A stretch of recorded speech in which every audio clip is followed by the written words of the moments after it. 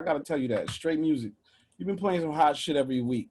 So listen, we ain't gonna go too crazy because we got another legend in the building. He just chimed in. Bobby Digital's locked in and loaded.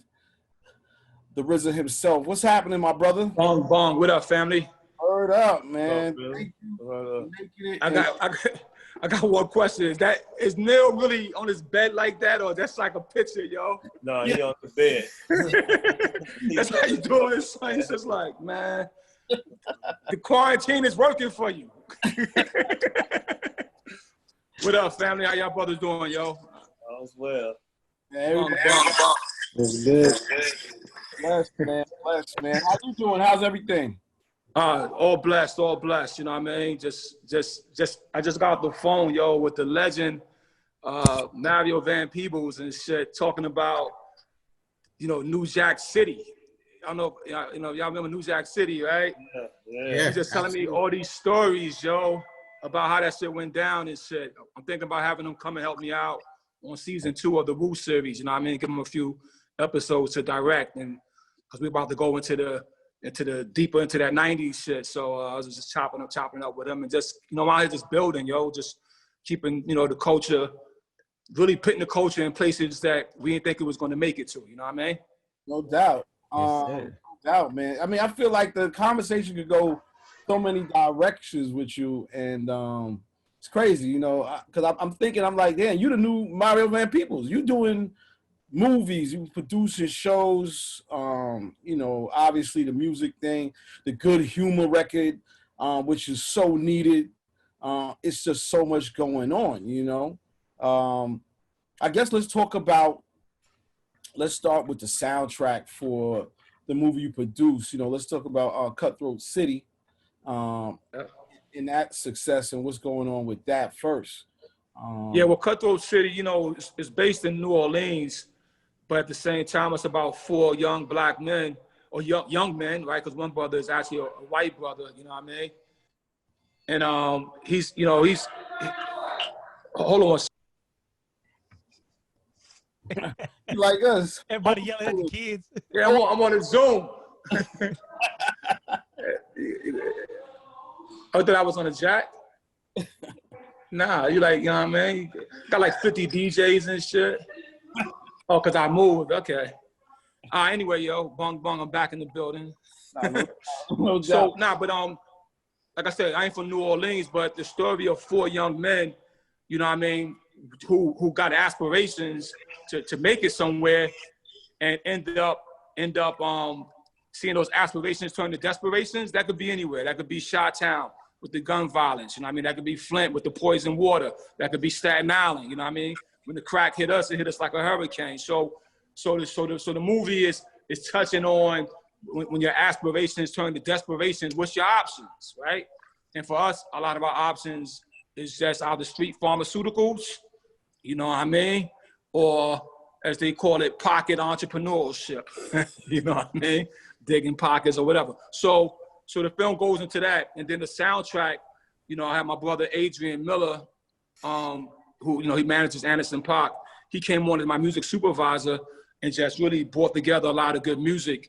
You know what I'm saying? Me and Ghostface also came together and we blessed a couple tracks. And I think the one that 36 is repping hard right now is called Fighting for Equality. You know what I mean? And let me say something about that real quick. The punchline of fighting for equality is that's what we fighting for, yo. Like, as a man, I'm not fighting for nobody to give me nothing, yo. I don't need nothing from somebody to give me. Right. But don't block my opportunity to get it for myself, yo. That's all. We fighting for equality. We don't need no pity. We don't need no hand-me-downs, but don't cock block me. You feel me? They'll see that every table. That's all I say. Hey, is this the movie with Meek Mill gonna be in it? Nah, Meek Mill ain't in this one. This one is Shamik Moore, Terrence Howard, Wesley Snipes, T.I.'s in it, Cat Graham, my man Demetrius Shipp, who played Tupac, is up in there. Word. Ethan Hawke, you know what I mean? And, a bunch of other cool individuals. Dope. All right, let's get into the record, and then we're going to come back. We get into some more joints, because there's I like the soundtrack because it got a lot of new artists too. So we're gonna get into all of that. Bong bong. Any places to go with this, man? I heard Ghostface say he's watching Bitcoin, his money through Bitcoin. He one of the first dudes to get into that Bitcoin world. You know, Tony, you know what I mean? You got to keep that product how he want it. You know what I mean? We talk about WooCoin. When is that coming? You know what I mean? When is 36 Chambers coin gonna drop? It's in development. You know what I mean? It's in development. Yeah, baby. That's what I'm talking about. Dope. All right, let's get. I want to play some more joints from the album. We'll play another joint, and then I want to talk about the Good Humor record, and I'm gonna open it up for everybody because everybody got questions. I know they hit me. The chat is on fire. If you ain't on the chat, that's where it goes down, RZA. Just so you know, the chat on Zoom. So yep, I'm a little. My trigger finger on the chat is kind of soggy. Because, you know what I mean? Because I'm with the Zoom, but I don't be bunging yet. But I get it soon. It's all good. It's all good. All right, we're gonna get into another joint. Let's rock this right here. I see it came out here not too long ago about either the sale or the purchase of your masters. And we watching these Kanye rants and all this bullshit, whatever, about trying to change the game and all that. I was just wondering what was the motivation behind that to move for you? A move like that, right? It's not the sell, wasn't the sell. I went to a partnership on my masters, you know what I mean? So some of, as songs get older, they start generating less in all reality, right? Because they're getting less exposure. But yet they still got value in the sense of there's millions of people that have that music in their genetics, let's call it, in our DNA. You know what I mean? If I say protect your neck or a chest box, and you could relate to that. But now how do I take those songs and then bring them forward to 2020 and keep them to extend themselves up to 2050, right? What's going to take, in most situations, it's going to take some type of corporation and other structures to help do that by placing those songs in new areas that creates new revenue. So that goes back to me, for instance, even creating the Wu-Tang series, it now opens up an opportunity to reintroduce the music, the culture, right, and the song catalog. And so for me, I'm at the age and at the business level of doing a partnership with a person who I did business with years ago too. That's one thing about, if you do business, hopefully over the course of this travels, whether you're a DJ, MC, producer, that you meet some good people that's also rising in power and rising in position. And then if you do, then you could go to them and y'all could just re-collaborate that energy. The man that I did the partnership with, the company's called Hypnosis, but the gentleman is called, his name is Merck. And when I had a big problem back in, I think it was like 01, I just dissolved the entire Wu-Tang production. I had a big law problem with V2 Records, and then there was a company called Sanctuary. You know what I mean? And that company came in, dropped a hill in my hand. You know what I mean? Sometimes all you need is a little hill to get you back. You know what I mean? Get your ones up. Merck came through. He was a fan of my music. Threw a hill in my hand, and I went and I recorded an album called Birth of a Prince. And that built our relationship. And now here we are years later doing another big business deal on multiple levels. So long game move, I'm assuming, correct? Yeah, definitely. Okay. It's immediate and long at the same time. Okay. You know what I mean? Take care of the immediate pleasure, but it also got some long-term gain. Okay. But you was able to keep, I guess, rights? I did. Yeah, I did a partnership. Word. Okay. Well, I was just trying to understand it because I'm involved in some other venture capital cats, and just was curious how it panned out on your side. So. Yeah, look, some people's gonna just let their whole load go. You know what I mean? If you're at a certain age, you might want to do that. I'm still young and vigor in the sense of I'm really active in what I'm creating for the culture. And so this activity means I'm not ready to cast my chips in, but it may come a time, I think just to share this with your audience and to share this with our DJs and for you just as a person, you ask me a question, I'll give you the answer. So one of the pioneers of this type of philosophy was really David Bowie. Years ago, Bowie, he did a asset exchange for capital. You know what I mean? I think he might have took 100 for that. You know what I mean? And he kind of put his past into a value, and then he built his future. You know what I mean? And then I heard after a period of time, because it's, 10, 20 years later, he kind of maybe have regained it or increased the value of it so much to something that was worth $1 is now worth $5. Even though he's only getting $2.50 of that $5, when he first had it was only $1. So it's a growth for everybody. So that's something that that artists could look forward to. When you start getting past that 40-year-old mark, you can start looking for that type of techniques. And just looking at this will be the last piece on it, but was the move motivated around the whole, I guess the move into the stream space?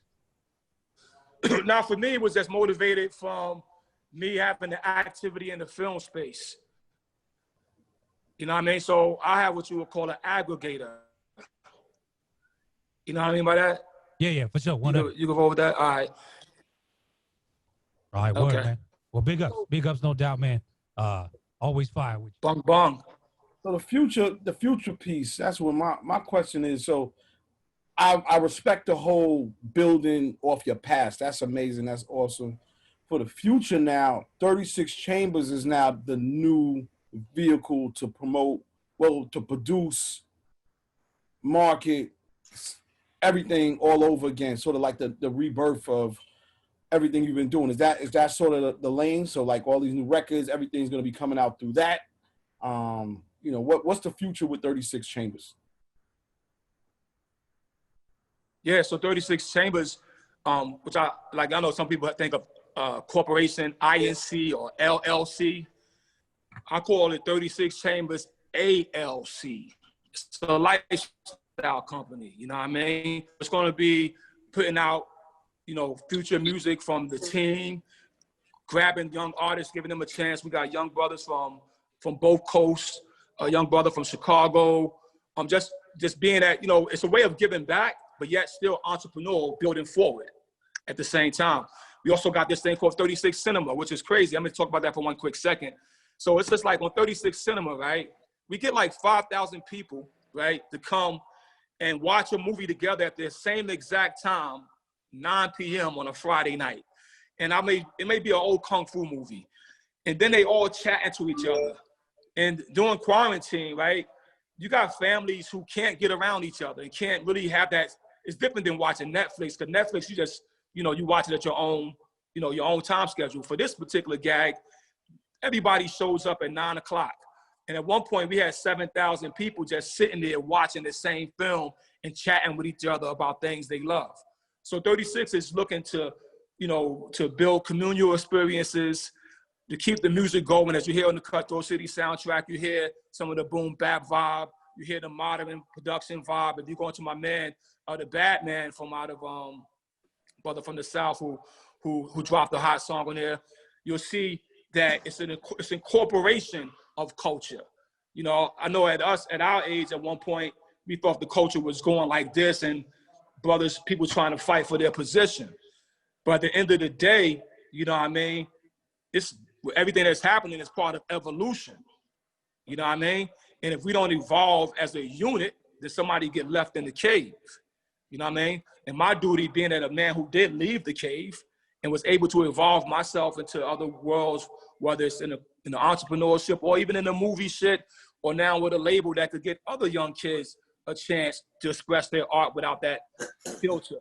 That's part of evolution. And keep in mind that it ain't, I think KRS once said, like, hip hop was only 20 years old back then. Right now, hip hop is still the youngest form of music on the earth, yo. And we don't even got a lot of a lot of people that we don't have no 70-year-old rock and roll Rolling Stones yet, right? And we may think that we can't have that, but we can if we allow the young, the old, the middle passage, or to realize it's one culture evolving together. 36 Chambers is going to do its best to be a company that represents that. Awesome. All right. Hey, see, I got a question. I take one more before I got to jump on with these lawyers. Okay. All right. Go ahead. Let me real quick. I'm wondering how are you able to navigate wearing multiple hats in your productions? Like I see most of your movies come with, if not all, have come with a soundtrack as well. And I'm sure producing at your tier, the music production takes up just as much time and is just as daunting as film production as well. And it's a whole totally different game. So how do you navigate, wearing those multiple hats? Yeah, well, the film is actually the hardest, to be honest with you, because in film, I'm dealing with 300-400 people that I'm the boss of, you know what I mean? In all these departments, and that burns every brain cell. The music is actually, it's kind of easy for me now because I mastered that. In the film, I'm still growing. But the way you do it, I would say it's like, as a DJ, you can understand that you may have a R&B set, you may have a reggae set, you know what I mean? You may have a techno set, dance music set, hip hop set. But all these sets is your choice, your flavor, how you move that crowd, because you mastered your craft. I'm an artist. I'm very comfortable that Allah blessed me with the artistic ability. And I'm able to put on different hats because I approach every hat I put on, even entrepreneurship, I approach it as an artist. All right, I know I gotta ask one last question about this Good Humor joint. I had the best question. How did the Good Humor record come about? The whole, well, it's not, the reproduction of the ice cream song. Yeah, look, the original joint that was out there is called Turkey in the Straw, all right? It was, at first it was an Irish song that made it to America, just like the national anthem was a song from a bar that became our national anthem.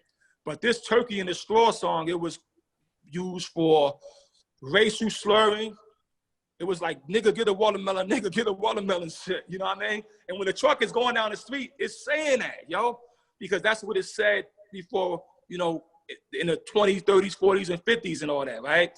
So Good Humor, who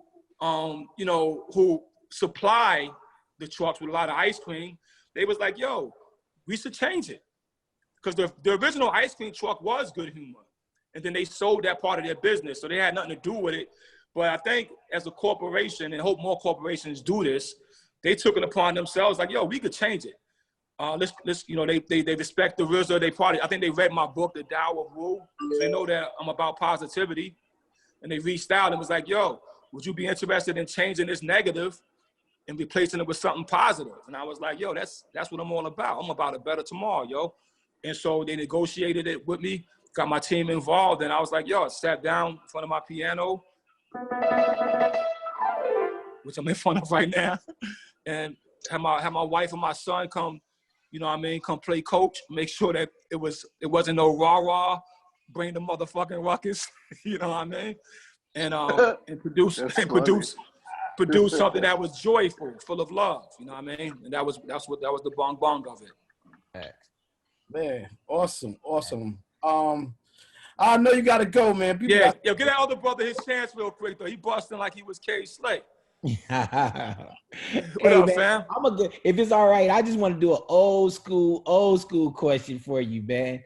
Because my big brother is Orlando Fenderson. If you remember him. With that Orlando with Bigger B? He was the first one that took you out when you guys did Wu-Tang, the very first promo. I love Orlando. We used to call him the Rockhead brothers. Yeah. With the big ball heads. Yeah. So he showed me a picture where you had all the Wu-Tang niggas in the Astro van. I just want to know how many fights there were, who got left in the van. I just want to know. That's what I want to know. How'd you niggas? You want to know the real shit? That tour? Hey, y'all. I'm AD Train. You're going to have to watch season 2 because we're going to show all that shit, yo. Nah, it got crazy. Those days, I'll tell you one quick story, and I'll paraphrase it. One day we was in Texas, yo, and Texas wasn't really into Wu just yet, you know what I mean? They was into more of the slow hip-hop, and all we had was Protect Your Neck and Method Man. It was just like, you know what I mean? It was like, yo, they wasn't really feeling that at the time, you know what I mean? And yo, a big bar fight broke out, yo. You know what I mean? And I'm talking about tore the place down. Bigger B had to run to the truck. Orlando everybody trying to get each other out, jumping in. They had ratchets in the parking lot. You know what I mean? Yeah. And at the end of the day, though, you know, we got out of that no scars or whatever, and we came back and we rocked Texas. But at the end of the day, the promoter himself, you know, paid us $100 to do the show. It was just $100 for $100 for 10 motherfuckers. All right. We get back to the hotel. We're like, yo, let's go get some beer, something with this $100. Nigga, the $100 was artificial. It was a fake $100 bill. The nigga paid us $100 counterfeit. You know what I mean? That's how gritty it started. You know what I mean? Right. So bung bung. You know, a seed can't grow into a tree. Brothers, man, I want to thank y'all. Yo, Adrian and I'm going to stay on and kick a little longer, but thank y'all for rocking. I'm going to time another day with y'all, brothers. Please. Thanks for having us on that, man. Word up. Word up. Appreciate it. Jeez, Salute. Peace. We got to play the good humor joint because I'm like, yo, we ain't going to have a new good humor song and I play that joint. Every DJ should play this joint straight up. Yeah. Word on GP.